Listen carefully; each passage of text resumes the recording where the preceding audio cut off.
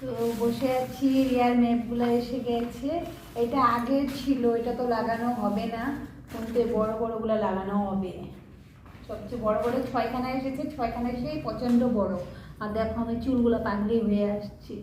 Duty থেকে এসে মানে ড্রেসটাও চেঞ্জ করি নাই, তো ড্রেসটা পিন্ধে বসে আছি। রিয়া মানে বললো কি ম্যাপ দেখো, আর ওর সাথেও মানে অল্প সারাদিন থাকি না, তাই ওর সাথে অল্প গল্প করতে লাগে। আসার সাথে সাথে পাও ধোয়ার পরেও মানে ওর সাথে বসে গল্প করলাম।